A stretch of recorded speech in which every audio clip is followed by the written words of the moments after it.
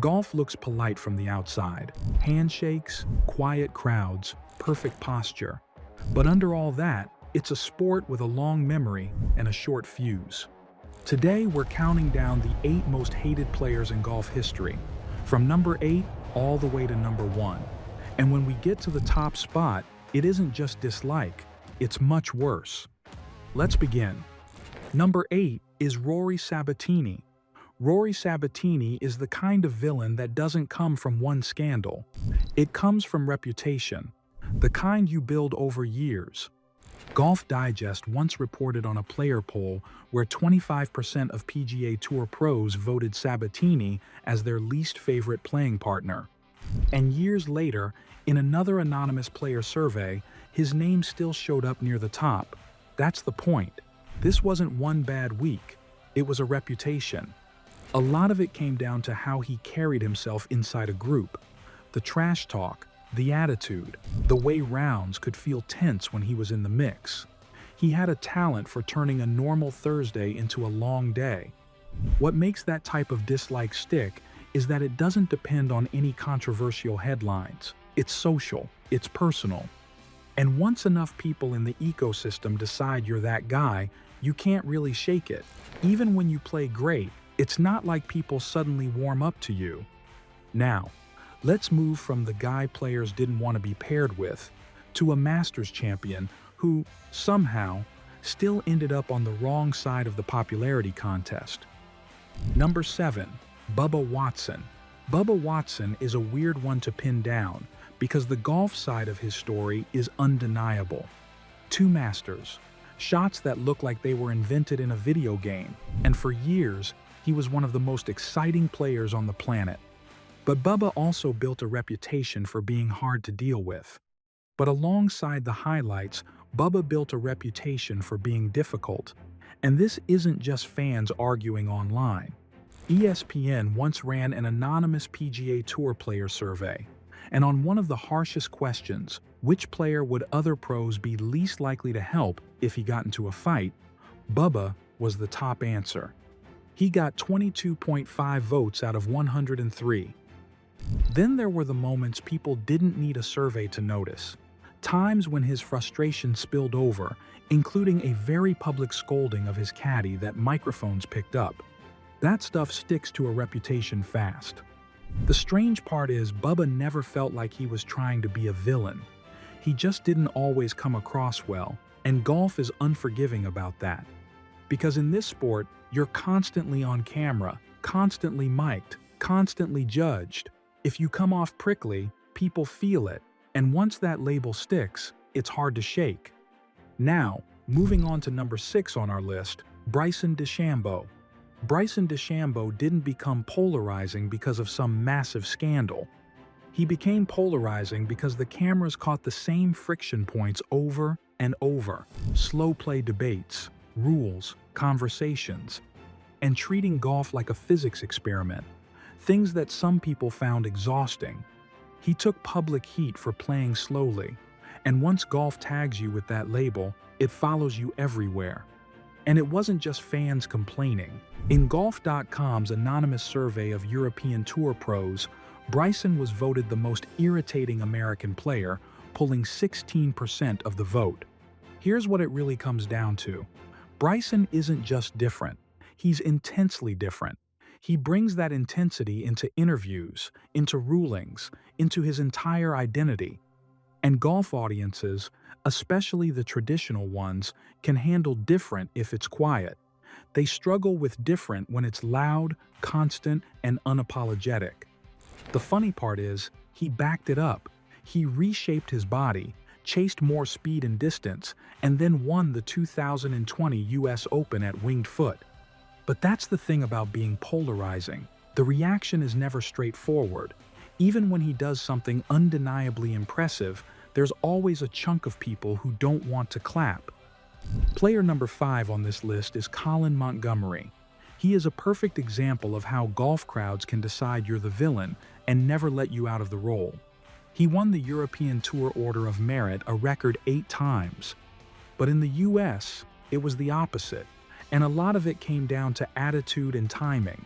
Montgomery never won on the PGA Tour, and he wasn't shy about snapping back when he felt disrespected. That tension boiled over during Ryder Cups, especially in 1999 at Brookline, where he was booed, mocked about his weight, and taunted with chants like Mrs. Doubtfire. It wasn't clever banter. It was personal, and it followed him for years. And Monty didn't do the kill them with kindness routine. He snapped back. He glared. He carried himself like a man who wasn't interested in being loved by anyone, especially the people booing him. Which, to be fair, is understandable, but it also poured gasoline on the situation. What makes Montgomery interesting for this list is that the hatred was almost theatrical. He became the foreign villain character American crowds love to hate, and he leaned into it just enough that the storyline fed itself. Now, speaking of villains that crowds love to boo, let's talk about a guy who practically built a career out of being the antagonist. Number 4. Ian Poulter.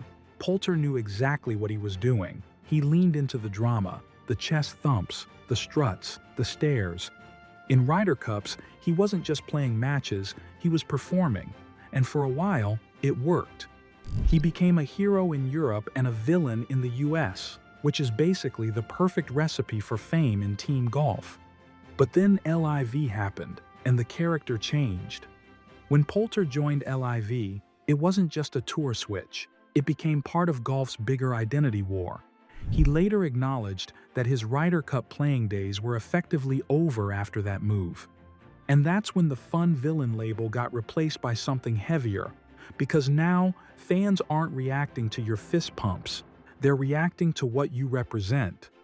So Poulter goes from being booed because he's annoying to being booed because he's a symbol of the LIV defection and golf civil war. Next on our list is a player who didn't start as a villain at all.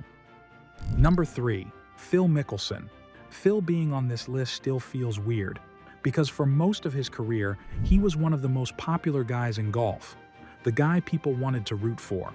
Then, LIV happened, and the image flipped fast. And it wasn't just because he joined, it was because of what came out right before it. In the reporting around LIV's early push, Phil was quoted talking about Saudi backers in a way that shocked people, calling them scary to deal with, acknowledging the human rights issues, and basically framing LIV as leverage to force the PGA Tour to change. That's what set the tone. It didn't sound like a golfer looking for a new tour. It sounded like someone saying, "Yeah, I know what this is, but I'm doing it anyway, because it helps me win the bag and a bigger fight." And it didn't help that Phil already had a gambling cloud around him. So when LIV hit, people didn't give him the benefit of the doubt. It stopped being about his golf. It became a character debate. People weren't arguing about his short game anymore. They were arguing about judgment, values, and whether they could still look at Phil the same way. All right, now we're down to player number 2, Sergio Garcia. Sergio is one of the most talented golfers of his generation and also one of the most consistent self-saboteurs. He's had moments that made people throw up their hands and go, "Seriously? Again?" Spitting in the hole in an incident that drew a lot of criticism, getting disqualified for damaging greens, public blow-ups, complaints that crossed the line from competitive fire into childish. And here's why Sergio lands at number 2. It's not one moment, it's the pattern. Every time it feels like he's turned a corner, there's another incident that brings the old Sergio right back. And fans don't forget patterns. They may forgive one bad day. They don't forgive a personality that keeps repeating itself for a decade. Which brings us to number 1. And this isn't about being moody. It isn't about being cocky. It's about something way more serious in sports. Trust. Yes, number 1 on our list is none other than Patrick Reed. Patrick Reed isn't the most hated player because he says the wrong thing or celebrates too hard. He's the most hated player because a lot of fans and players don't believe him. With Reed, controversy isn't just a chapter, it's the whole career. It's the cheating allegations and the rules controversies that never stop following him. the improving his lie on the sand incident, plus the embedded ball and bunker incidents on tour. So even when a ruling goes his way, the crowd reaction is immediate suspicion. And that reaction doesn't come out of nowhere. There's a long trail of reputation behind him, going back to early career allegations and stories that never really disappeared. So by the time he's in the spotlight, the audience isn't giving him the benefit of the doubt, he's already on trial in their minds. That's why Reed tops this list, because being disliked is survivable. Plenty of great athletes are disliked, but being distrusted is different. Once fans decide you're not credible, every explanation sounds like a spin. Every ruling feels like a loophole, and every win turns into an argument instead of a celebration.